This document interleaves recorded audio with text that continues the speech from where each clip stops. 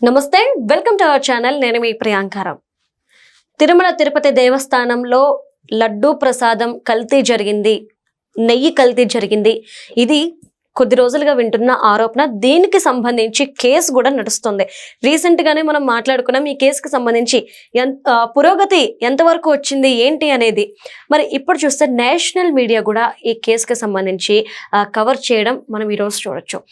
అంటే national media ఈ ఇష్యూని కవర్ చేస్తుంది అంటే ఇందులో ఏదో ఒక అంశం తెలిసి ఉండాలి. మరేంటి ఆ అంశం?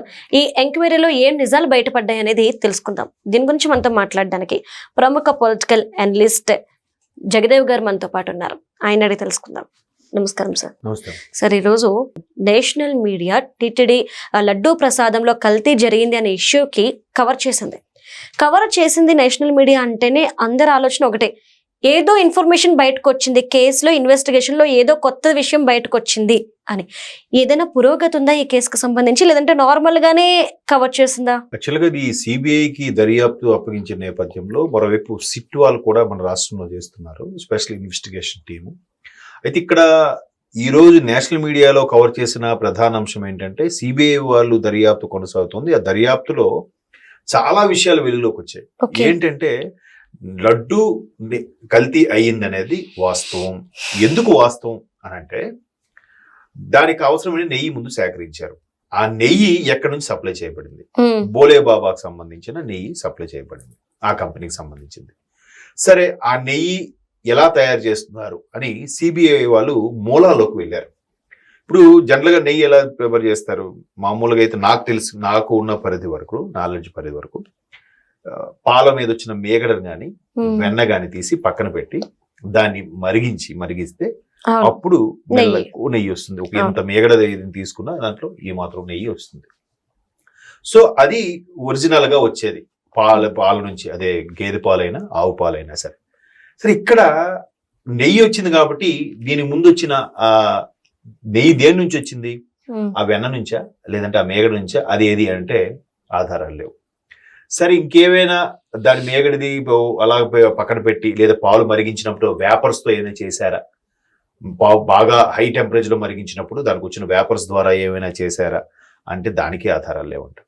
సో దీనికి నీ వెన్న అవి లేకుండా నెయ్యి ఎలా వచ్చింది అని కూలంకుషంగా డెప్త్కి వెళ్తే కొన్ని రకాల ఎసెన్స్, కొన్ని రకాల కెమికల్స్ వాడి దాన్ని తయారు చేశారని అర్థమైంది. అంటే ఇప్పుడు చాలా మంది చిన్న ఎగ్జాంపుల్ చెప్తారు. బేకరీలో ఎగ్లెస్ కేక్లను వచ్చాయి. ఎగ్లెస్ కేక్ ఎలా వస్తుందమ్మా? ఎగ్ లేనిదే కేకు సాధ్యం కాదు అనేది అందరికి తెలిసిన విషయమే. అందుకే చాలా మంది ఈ బర్త్డేస్ కి, మ్యారేజ్ డేస్ కి కేక్ కట్ చేసినప్పుడు ఆ రోజు తినకూడదు. కొంతమంది శనివారము, గురువారం సెంటిమెంట్ గా తినరు. ఆ రోజు కేక్ కూడా ముట్టుకోరు. ఎందుకంటే నాకు తెలిసిన ఒక మిత్రుడు బేకరీ మెయింటైన్ చేసిన అబ్బాయి చెప్పాడు, ఎగ్లెస్ కేక్ అనేది వాడు పౌడర్ పంపిస్తున్నాడు, ఎగ్లెస్ కేక్ తయారు, ఆ పౌడర్ చేసేస్తున్నాం, కానీ ఎనీ సిచ్యువేషన్ లో కూడా ఎగ్ను కొంత పర్సంటేజ్ అయినా వాడకుండా కేక్ తయారు అవ్వదు అని కరాఖండిగా చెప్పేశారు వాడు. సో అలాగే ఇక్కడ నెయ్యి తయారవ్వాలంటే కంపల్సరిగా వెన్న పర్సంటేజ్ ఉండాలి. అది లేకుండా ఎలా నెయ్యి తయారవుతుంది? సో ఇక్కడ సిబిఐ ఎంక్వైరీలో అది లేదు అనేది మన రాష్ట్రంలో ఉండే ఛానల్స్ అయితే ఆల్రెడీ కూటమికి ఫేవర్ గా ఉన్నాయి. ఆ TV5, TV9 ఏవో రకరకాల పేర్లు చెప్తూ ఉంటారు. వీళ్ళందరూ వాళ్ళు ఫేవర్ గా ఉన్నారు, వాళ్ళకే చెప్తున్నారు. మాకంటూ ఒక ఛానల్ ఉంది, మా ఛానల్లోనే చూడండి వాస్తవాలు అని చెప్పే వాళ్ళు కూడా ఉన్నారు ఇప్పటికీ గుడ్డిగా. దాన్ని గుడ్డిగా నమ్మే వాళ్ళు కూడా ఉన్నారు, మహానుభావులు. వాళ్ళందరికీ నమస్కారం. సో ఇవన్నీ పక్కన పెడితే నేషనల్ మీడియా ఎవరికి తొత్తు కాదుగా, ఎవరి సొత్తు కాదుగా. వాళ్ళు ఓపెన్ గా ప్రతి ఒక్క నేషనల్ ఛానల్ కూడా, మీరు ఒక్కసారి ఇవాళ నేషనల్ ఛానల్ మీ ఫోన్ లో చెక్ చేసుకోండి, లేదంటే యూట్యూబ్ లో సెర్చ్ కొట్టండి. అందరూ చెప్పేది ఏంటంటే, సిబిఐ వాళ్ళు చేసిన ఎంక్వైరీలో బోలే బాబాకు సంబంధించిన నెయ్యి సుమారుగా 24 లక్షల కేజీల దాన్ని ఏమిటి నెయ్యిని సప్లై చేశారట. అంటే ఎంతమంది ఎన్ని రకాలుగా తినేసి ఉంటారు. అది తింటే ఓకే, బట్ ఏదో అయిపోయింది అనుకుందాం. అది ఎన్ని సైడ్ ఎఫెక్ట్స్ దారి తీస్తుంది కెమికల్స్ ఉపయోగిస్తే? ఇవాళ రేపు చాలా మంది క్యాన్సర్ లాంటి మహమ్మారి బారిన పడుతున్నారంటే దానికి ప్రధాన కారణం ఈ పాలు అని కూడా చాలా మంది చెప్తున్నారు. ఎక్కువగా పాలు పదార్థాలు లేదా జంక్ ఫుడ్, ఈ రెండిటి వల్ల ఎక్కువగా ఇంపాక్ట్ అవుతున్నారు. ఎస్పెషల్లీ ఆడపిల్లలు అయితే చిన్న వయసులోనే వాళ్ళకి రకరకాల లేడీస్ సమస్యలు రావడం, ఇబ్బందులు రావడం, ఇవన్నీ కూడా చూస్తున్నాం.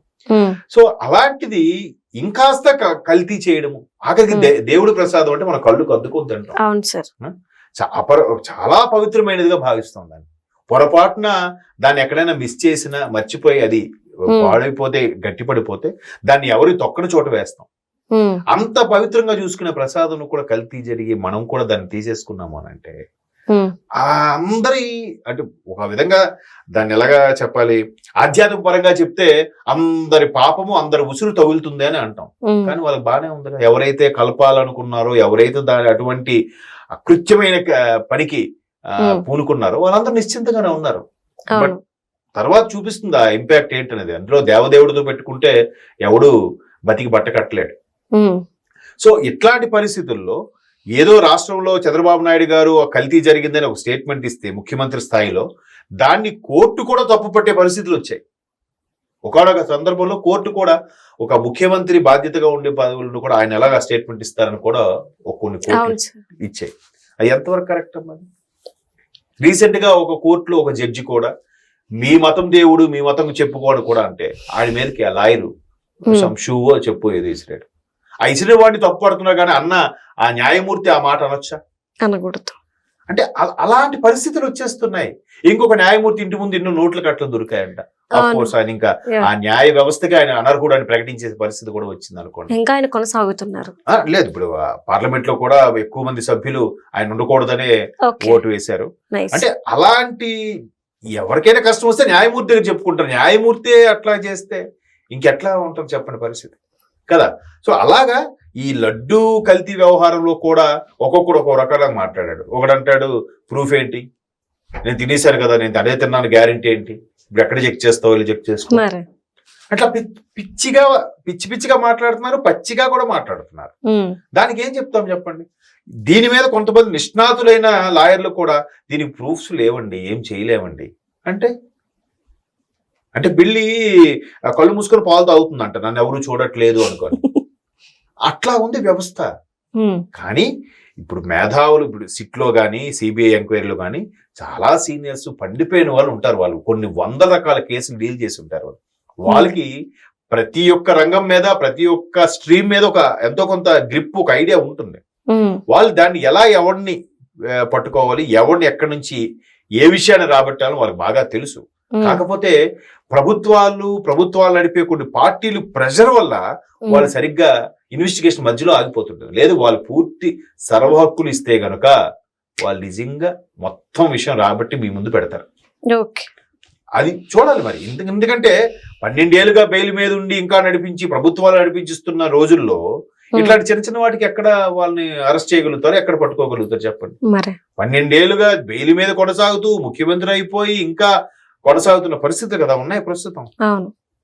ఏ కోర్టులు అయితే ఆయనకి శిక్ష వేయించాయో అదే కోర్టు ఎక్కడుండాలో కూడా డిసైడ్ చేసే స్థాయికి వెళ్ళిపోయింది వ్యవస్థ. అంతే కదా. ఆయన కర్నూలులో కోర్టు పెట్టాలనుకున్నారుగా, హైకోర్టు.